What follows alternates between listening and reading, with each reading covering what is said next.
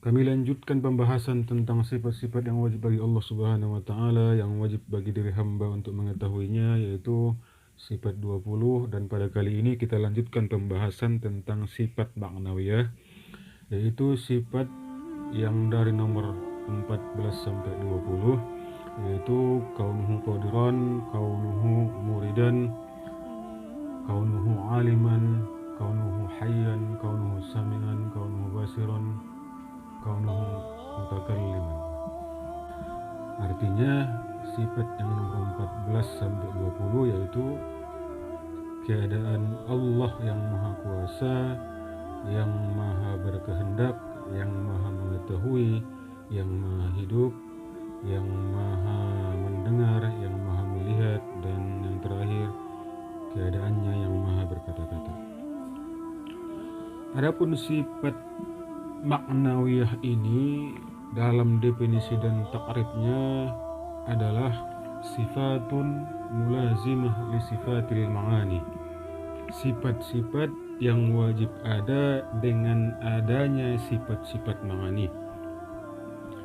Jadi antara sifat ma'ani dan sifat ma'nawiyah, perbedaannya adalah bahwa sifat ma'ani ini mempunyai ta'alluq dan mempunyai bekas, sehingga bisa nampak di a'yan atau bisa disaksikan oleh penglihatan dan bisa dipahami oleh zihin akal dan ditetapkan oleh akal kita. Artinya tidak diterima akal, wajiblah Allah itu maha kuasa, dan juga kekuasaannya tersebut bisa disaksikan oleh penglihatan pandangan kita. Dan begitu juga dengan sifat-sifat ma'ani yang seterusnya, iradat, ilmu, hayat, sama, basar, dan kalam. Sedangkan sifat ma'nawiyah ini tidak mempunyai ta'alluq. Kenapa? Karena dalam ilmu tauhid dia adalah sifat hal, keadaannya Allah Ta'ala yang berdiri bagi zatnya. Dan dalam ilmu tauhid ini disebut amrun iktibari, artinya tidak bisa disaksikan oleh penglihatan, hanya ada pada akal kita secara pengimanannya. Jadi akal kita tidak menerima bahwa tidak adanya sifat ma'nawiyah bagi Allah karena adanya sifat ma'ani tersebut. Jadi secara pengertiannya, mulazimatul lisifatil ma'ani, bahwa sifat ma'nawiyah ini wajiblah ada karena sifat ma'ani tersebut. Tapi tidaklah ini disebutkan secara urutan, artinya bahwa lebih dulu kudrahnya Allah baru ada kaunuhu qadirannya, bahwa lebih dulu iradahnya Allah baru ada sifat kaunuhu muridannya. Ini salah, tidak seperti itu maksud sebab yang dikaitkan dari sifat ma'nawiyah ini ke sifat ma'ani. Semua sifat-sifat yang wajib bagi Allah yang 20 ini qadim, berdiri bagi zat Allah Subhanahu wa taala. Jadi bukan kudrah dulu baru kaunuhu qadiran, keduanya serentak berdiri bagi zat Allah Subhanahu wa taala. Jadi sifat ma'ani dan sifat-sifat ma'nawiyah ini adalah sifat yang tetap dan qadim, berdiri bagi zat Allah Subhanahu wa taala. Untuk pendekatan paham, maka kami contohkan perbedaan antara sifat ma'ani ini dan sifat ma'nawiyah supaya lebih jelas di mana pengenalan tentang dua sifat ini yang dari sisi sebutannya adalah tetap sifat yang sama. Contoh,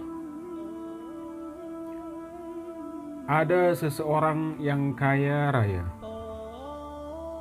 Dia kita bisa saksikan mempunyai harta yang melimpah dan segala kebendaannya, dan bisa disaksikan dari kekayaannya itu segala sesuatu yang telah dimilikinya daripada harta dan benda. Maka itu kayanya itu seperti sifat ma'ani yang bisa kita saksikan apa yang dikayakannya dengan bukti yang jelas daripada harta kekayaannya. Jadi kalau diiktibarkan dengan maknawiyahnya lagi, bahwa keadaan seseorang tersebut yang kaya itu berdiri bagi dirinya, tidak bisa kita saksikan bekasnya karena sifat hal tadi itu hanya ada pada zihin, amrun iktibari. Contohnya, kaitan dari sifat ma'ani sebagai contoh iktibar. Orang yang berilmu, berarti kaitannya ke ma'ani.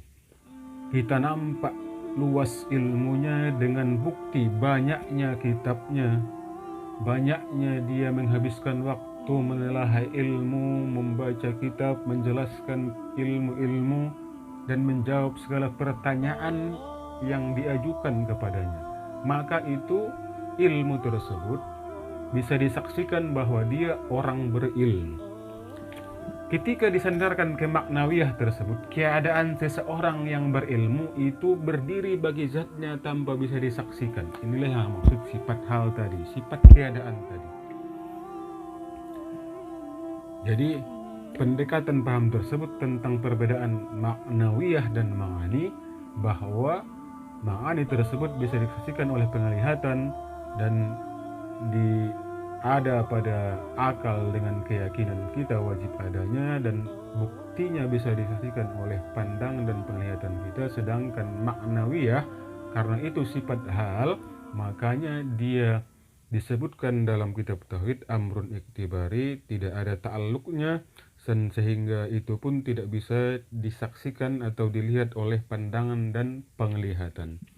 Yang perlu diketahui bahwa sifat maknawiyah Allah Subhanahu wa taala tidaklah berasal dari ketiadaan seperti lebih dulu sifat ma'ani, sehingga setelah ada sifat ma'ani baru ada sifat maknawiyah. Ini pemahaman yang salah dan mengkufurkan, karena kedua sifat ini tersebut berdiri bagi zat Allah qadim, karena semua sifat-sifat bagi Allah Subhanahu wa taala qadim, berdiri dengan bagi zat Allah Subhanahu wa taala.